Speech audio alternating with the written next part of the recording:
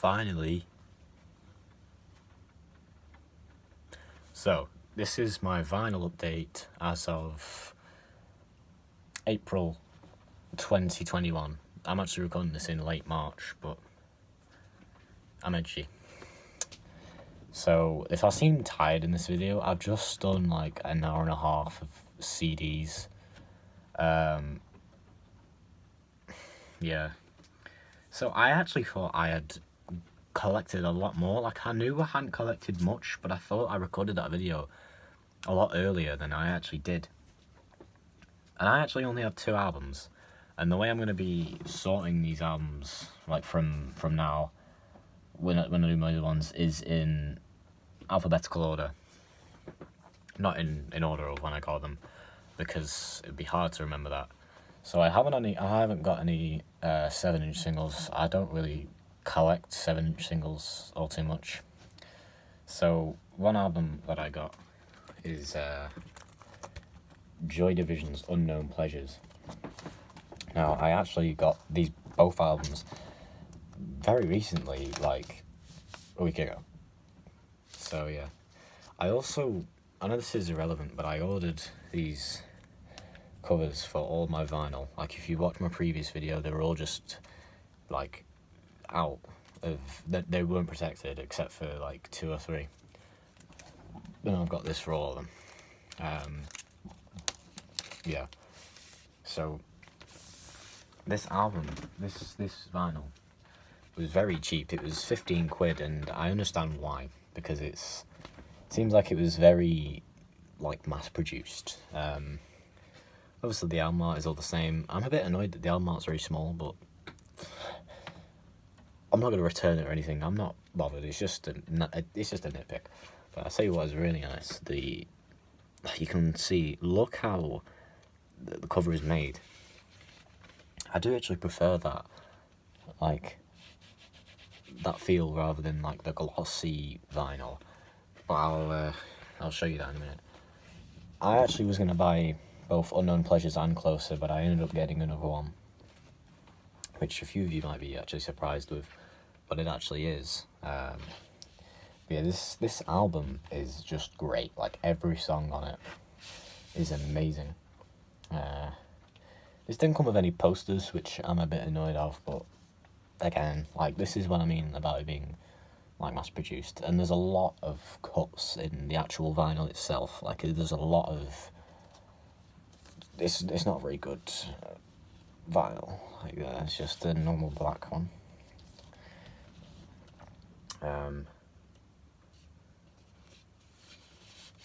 Yeah, but the music itself,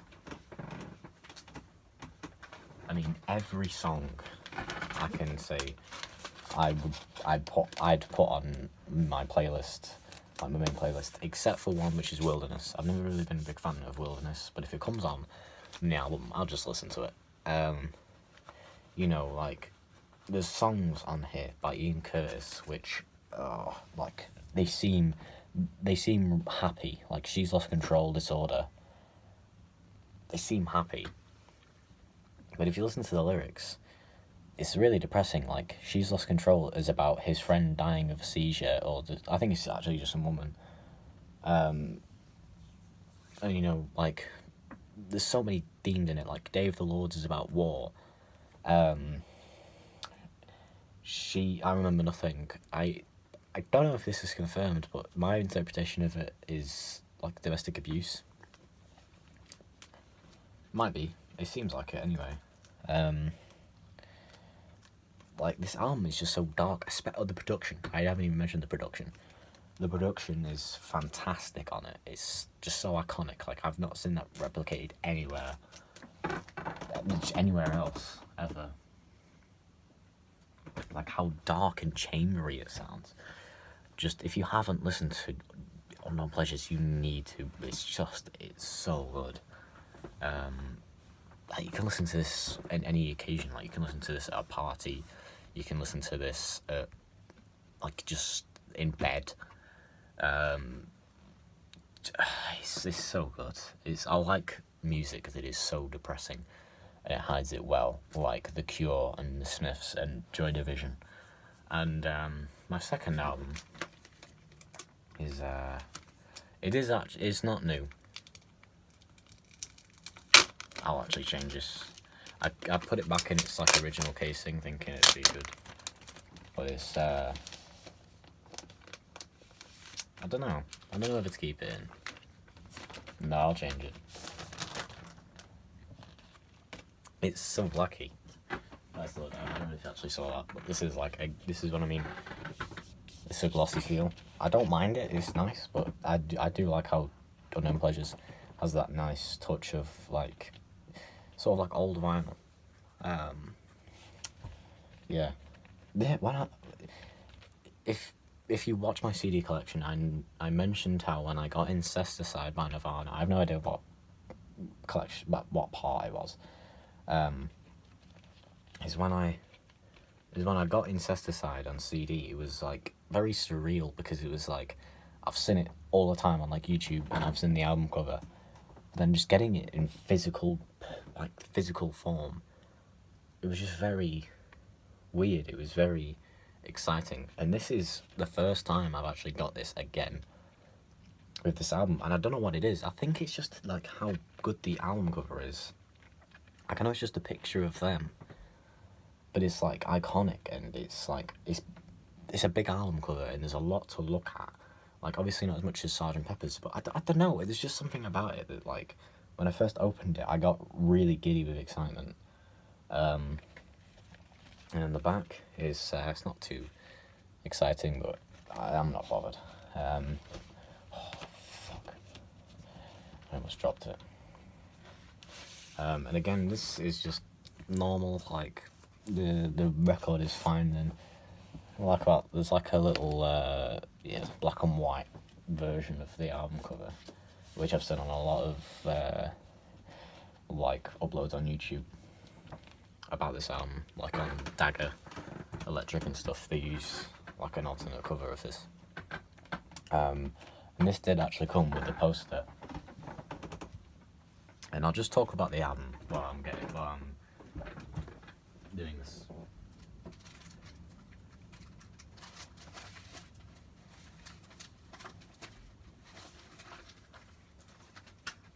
So the album is it's like a Slowdive, like a British shoegaze band from the 90s. This came out in 1994, and some people say shoegaze, and some people class this as something called dream pop. What it is, it's just like, it's usually like pop or rock songs, usually like an indie sort of sound with lots of guitar effects and effects in general. It's mainly a sound art and a music art. Like Loveless is a very extreme example of this.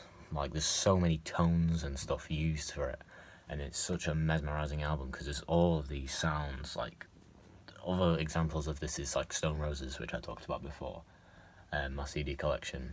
This album is my favourite shoegaze album. It might change. Also, another good example is Daydream Nation. I was actually listening to that before, by Sonic Youth.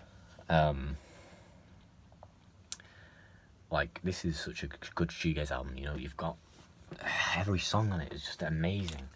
Like Allison is a really nice pop song that is like, it's so simple, but it just is really, like, I don't know, it's just really catchy, and you can just lose yourself in the music. And Machine Gun is like so dreamy. Like you listen to it and you just slow down whatever you're doing, because you're just that focused on like the beautiful melody, the beautiful arrangement. And I know I've talked about this album quite a lot compared to Unknown Pleasures, but Unknown Pleasures is talked about a lot, and this album is a lot as well, but I feel like I can bring my own interpretation to this because this album actually does mean a lot to me. This is like a very big album for me. I've been into it a lot recently. And other songs from this is like 40 Days, Here She Comes, Savlaki Space Station. They're all great. When the Sun Hits, amazing track, just amazing pop song. And then altogether, Melon Yellow, they like slow the album down, but he's still keeping all these like effects and stuff, and it's still really dreamy. And the final track comes, Dagger, and it's a complete change of tone. Like, it's acoustic. There's just an acoustic guitar, and then eventually there's bass, and then all it is just acoustic guitar, slight bass. You can tell there's bass, but it's hard to hear it. And then they double the effects of the vocals. Dagger is one of my favourite songs. It's such a beautiful song, and it's such a heartbreaking song as well, because it's about a breakup. Funny enough, it's about I think it's him and her. It's definitely her, because she's the only woman in the band. But it's about a breakup, and like, it's so just beautiful, and like, my words don't do it any justice. Like, you just need to listen to this yourself to know what it's like. But it's got like dream pop, and it's just, you just lose yourself in it, and it's amazing. Like, I listened to this album like at least 50 times now, and I'm still never bored by it, because it's just that good. Other albums that I plan to get on vinyl, there's a lot, but probably at the moment there's like Daydream Nation. There's Daydream Nation by Sonic Youth. There is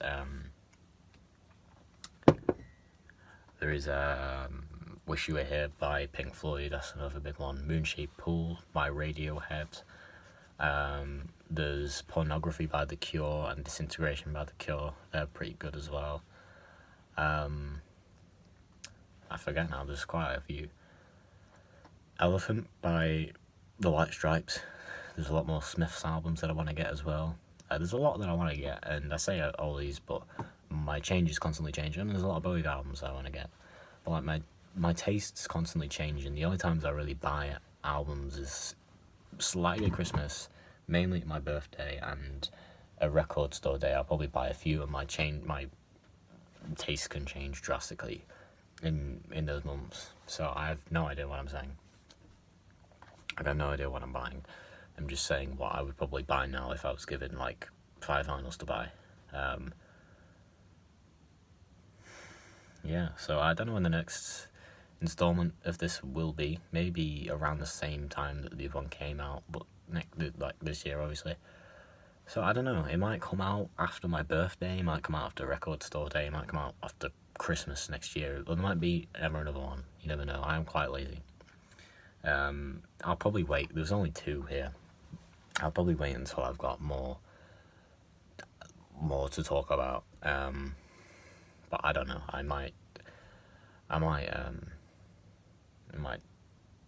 do one closer or whatever. I don't know. But yeah. See you guys later. Yeah. Listen to Slowdive by Slowdive. Great album. Oh, right. Sorry. If you haven't clicked off yet, I should have shown you this a bit ago. Don't know if you can see it actually very well. There's this poster came with Slowdive. I've hung it up because it's a good poster. Some other like stuff from that's the Pink Floyd one with the wall. I was the Nutriment Hotel one from the CD collection, if you still here. Yeah, that's it. Okay, bye.